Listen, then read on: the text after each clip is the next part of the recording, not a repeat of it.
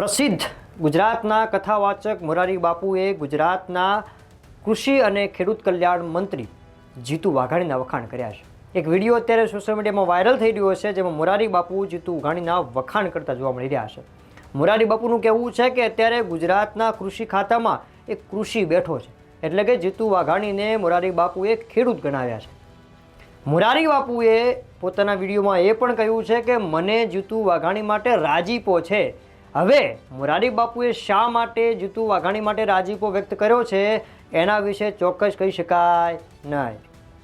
અને જીતુભાઈની હાજરીમાં એટલા માટે કહું કે આપણો જણ એક વખત શિક્ષણ મંત્રી હતો, ત્યારે ઋષિ ચેર ઉપર બેઠો હતો અને આજે કૃષિ ચેર ઉપર લોકપતિ।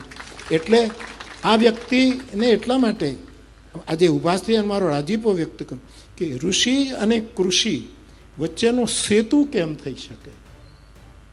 કૃષિકાર તો પોતે જન્મજાત છે, ખેતી કરે છે। શિક્ષણ પ્રતિ એ શિક્ષણ મંત્રી હતા ત્યારે એમના કાર્યથી હું પણ વાકેફ છું કે એને હમણાં જ આખી નોંધ આપી કે એ આપવી જરૂરી હતી કે એમણે આટલા કાર્યો કરે। મારી પાસે પણ ઘણા આવે, આપણું રાજ્યની સરકાર નક્કી થાય, કેબિનેટ નક્કી થાય, સ્વાભાવિક છે મારી પાસે જુદા જુદા ક્ષેત્રના ઘણા માણસો આવે કે આ મંત્રીશ્રીને બાપુ તમે આ ભલામણ કરો તો થઈ જાય। આમ મેં કીધું એમને આખા રાજ્યની સેવા કરવા દો, એક વ્યક્તિગત સેવામાંથી એને મુક્ત કરો અને એને આખા હું કહું તો કોણ ના પાડે, પણ હું હનુમાનજીને કહી દઉં એટલે એ પછી એને પ્રેરણા કરે। મારો હનુમાન વાઘાણી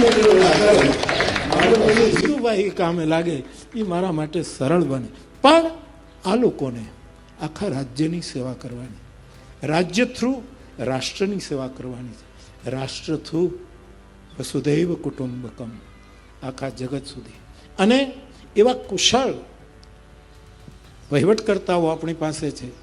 હું બહુ રાજીપો વ્યક્ત કરું છું કે સોમનાથ 1000 વર્ષ પછીની આપણી ગૌરવ ગાથા એનું ઉજવણું થાય અને આપણા યશસ્વી પ્રધાનમંત્રી એના માટે ખાસ સમય લઈને આવે અને એ બધો જ કાર્યક્રમની જિમ્મેવારી આપણા જીતુભાઈને સોંપવામાં આવે।